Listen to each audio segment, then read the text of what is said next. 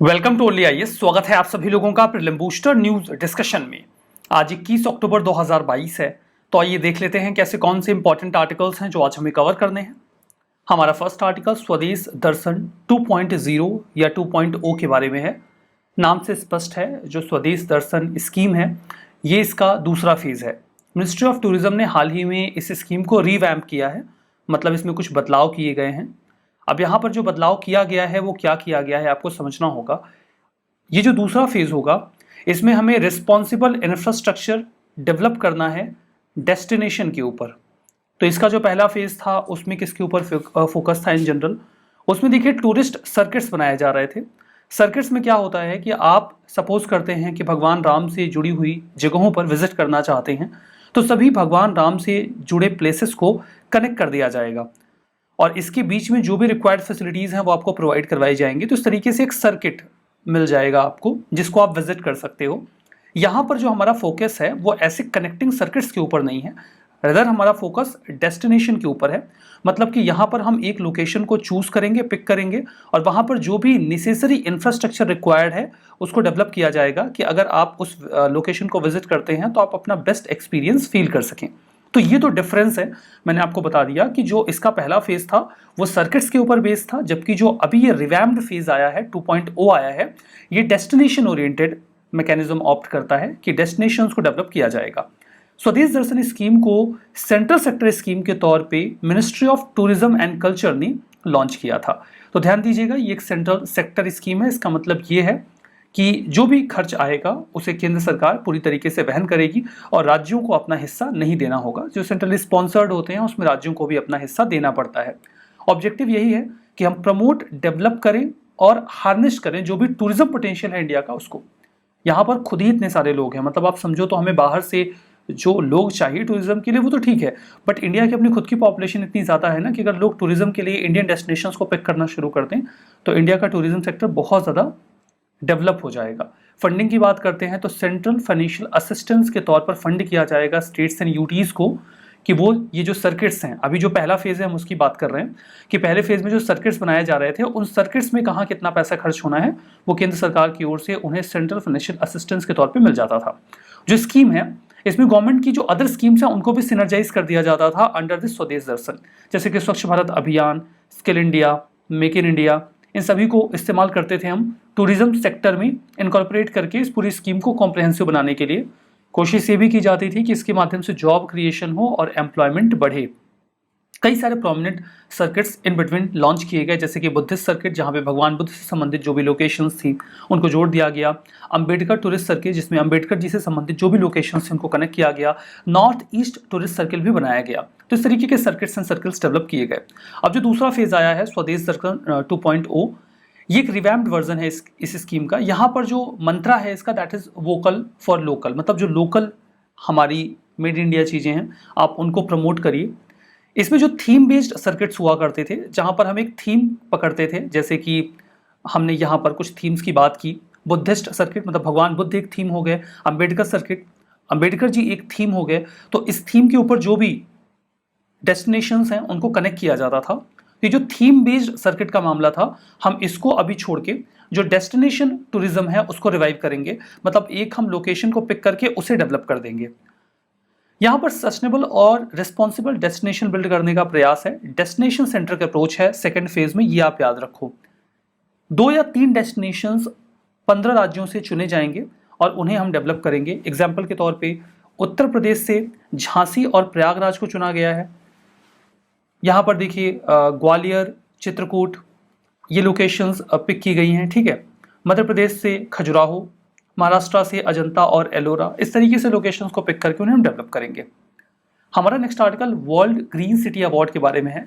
हैदराबाद को ये world green city award 2022 का दे दिया गया है और living green for economic recovery and inclusive growth, इसके लिए इन्हें अवार्ड दिया गया है। अवार्ड कौन देता है? अवार्ड दिया जाता है international association of horticulture producers के द्वारा, यानी कि AIPH के द्वारा। जीजू साउथ कोरिया में ये एक ओकेशन के दौरान अवार्ड दिया गया। ग्रीन सिटी अवार्ड AIPH देता है, ये तो हमने डिस्कस कर लिया। पर्पस ये है कि हम ये देखते हैं कि ऐसा कौन सा शहर है जिनकी अथॉरिटीज़ बहुत ज़्यादा ईगर हैं कि नेचर और प्लांट्स का इस्तेमाल करें हम अर्बन एनवायरनमेंट में उन्हें और बेहतर और सपोर्टिव बनाने के पर्पज से। जो अवार्ड है इसके माध्यम से उस शहर को एक ग्लोबल रिकॉग्निशन मिल जाता है कि भाई शहर में जो कॉमन सिटी प्रॉब्लम्स हैं उनको सॉल्व करने के लिए हम प्लांट्स, ट्रीज और नेचर या नेचुरल एनवायरनमेंट का सहारा ले रहे हैं, और हम इस तरीके से सिटी के गवर्नेंस को प्लान कर रहे हैं कि नेचर का हम इस्तेमाल करें और अच्छी तरीके से सिटी को शेप और नर्चर करें। हैदराबाद को ही क्यों चुना गया? वहाँ पर देखिए एक इनिशिएटिव लॉन्च किया गया था 2015-16 में, नाम था तेलंगाना को हरिताहारम, जिसके माध्यम से ये प्लान किया गया था कि हम ट्री कवर को एनहेंस करेंगे और 33% तक तेलंगाना में ट्री कवर को एनहेंस करके पहुंचाया जाएगा। सिटी को भी उसका फ़ायदा हुआ। कई सारे और इनिशिएटिव्स भी इस्तेमाल किए गए हैं हैदराबाद के दौरान, जहाँ पर नेचर और प्लांट को काफ़ी तवज्जो दी गई है। लोकल्स की जो एस्पायरेशन है उसे फुलफिल करने का प्रयास किया जा रहा है through environmental, social, economic resilience. तो इसलिए हैदराबाद को पिक किया गया इस वर्ल्ड ग्रीन सिटी अवार्ड के लिए। हमारा नेक्स्ट आर्टिकल रुस्तम 2 के बारे में है। रुस्तम 2 अगस्त 2023 तक इस्तेमाल में आने लगेगा, यूजर ट्रायल कंप्लीट कर लेगा, कहने का मतलब ये है। तो रुस्तम 2 है क्या? 100 बातों की एक बात, ये एक ड्रोन है, ठीक है। आप इसे UAV भी बोल सकते हो, अनमैन्ड एरियल व्हीकल, उसे ही मतलब आप आसान भाषा में ड्रोन कहते हो। तो ये इंडिजिनियस बनाया गया है, हमने खुद ही इसको बनाया है, और ये medium altitude long endurance UAV है, यानी कि ये मेल UAV है। उम्मीद करते हैं कि आने वाले समय में एक फीमेल UAV भी आ जाए। खैर यहाँ पे जो मेल है उसका फुल फॉर्म है मीडियम एल्टीट्यूड, का मतलब ये है कि ये एक मीडियम रेंज ऑफ हाइट तक जा सकता है, और लॉन्ग एंड्योरेंस का मतलब ये है कि ये लंबे समय तक हवा में रह सकता है, और इसी का एब्रीविएशन मेल है। इसे ADE एरोनॉटिकल डेवलपमेंट एस्टैब्लिशमेंट जो बेंगलुरु बेस्ड है, उन्होंने हेल और भारत इलेक्ट्रॉनिक्स के साथ मिलकर बनाया है। ये सर्विलांस और रिकॉनेसेंस रोल्स परफॉर्म करेगा। सर्विलांस रिकॉनेसेंस का मतलब होता है निरीक्षण करना, देखभाल करते रहना किसी भी एरिया की, और कई तरीके के एडवांस पेलोड कैरी कर सकता है, साथ में खुद से लैंड कर सकता है।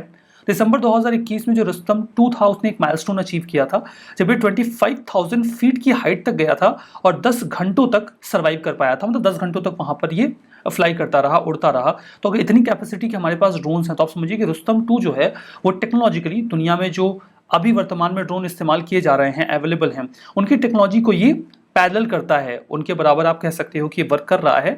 और अच्छी बात यह है कि जो हम इंपोर्ट करते हैं उसकी तुलना में ये काफ़ी सस्ता है। तो ये तो बातें हो गई रुस्तम 2 के बारे में। हमारा नेक्स्ट आर्टिकल RBIH के बारे में है, रिजर्व बैंक इनोवेशन हब के बारे में है। अच्छा, सुन के रिजर्व बैंक ऑफ इंडिया जैसा फील नहीं आया है? एक्चुअली में ये रिजर्व बैंक ऑफ इंडिया का ही पार्ट है, आपको आइडिया लग गया होगा। इंडिया पोस्ट पेमेंट बैंक ने रिजर्व बैंक इनोवेशन हब के साथ कोलैबोरेशन करके फाइनेंशियल प्रोडक्ट्स एंड सर्विसेज को इस तरीके से फ्रेम किया जाए कि उसमें नए इनोवेशंस आए, उसके प्रयास किए हैं। सबसे पहले तो हम RBIH की बात कर लेते हैं। ये होली ओन्ड सब्सिडरी है RBI की, मतलब RBI की ही सब्सिडरी है ये। इसको इसलिए RBI ने सपोर्ट मतलब बनाया था ताकि हम प्रमोट और फैसिलिटेट कर सकें ऐसा एनवायरनमेंट जहां पर इनोवेशन को बढ़ावा मिले। कहां पर?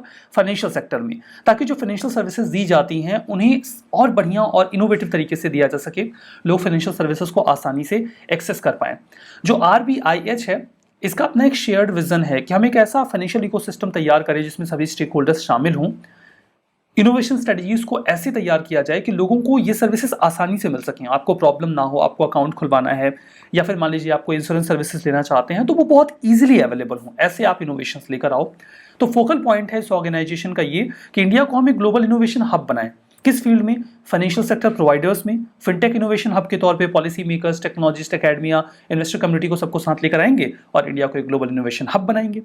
नेटवर्क जो है वो इस तरीके के आइडियाज जनरेट करता है कि हम नई कैपेबिलिटीज को इंक्यूबेट कर सकें। इंक्यूबेट करने का मतलब ये होता है कि हम उसे बढ़ा सकें, जैसे मुर्गी अंडे को इंक्यूबेट करती है। इंक्यूबेट करने का मतलब होता है वो परिस्थितियां देना जिसमें कोई भी चीज़ ग्रो कर सकती हो।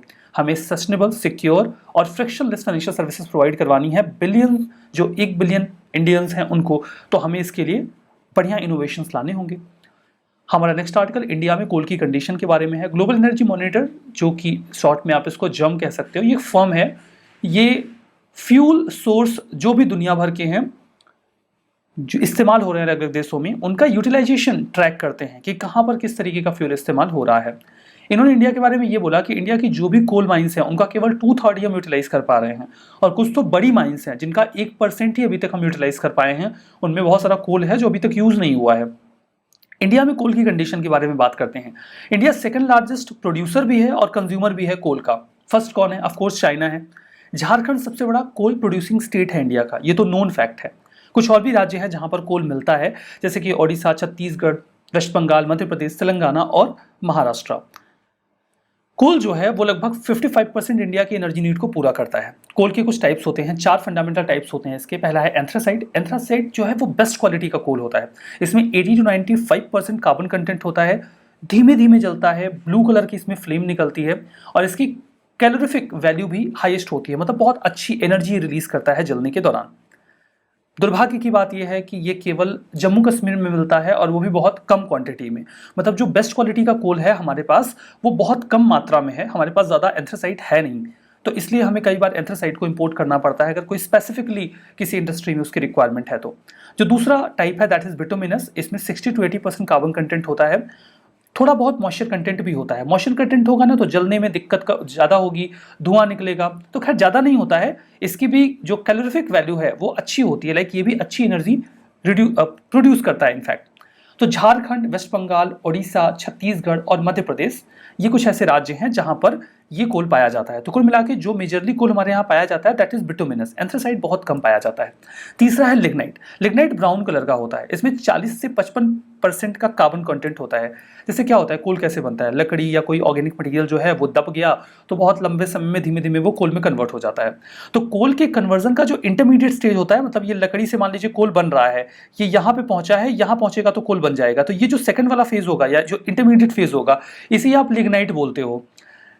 मतलब ये एक प्रोसेस है कि लकड़ी से कोल बन रहा है बट पूरा बन नहीं पाया है। मॉइस्चर कंटेंट बहुत ज़्यादा होता है तो धुआं खूब निकलता है। वो बोलते हैं जहाँ आग होगी तो वहाँ धुआं होगा, तो यहाँ धुआं ही होता है, आग तो कम ही होती है। राजस्थान, लखीमपुर जो आसाम में है और तमिलनाडु, यहाँ पर ये जो लिग्नाइट कोल है ये पाया जाता है। फिर सबसे खराब क्वालिटी का जो कोल होता है दैट इज पीट।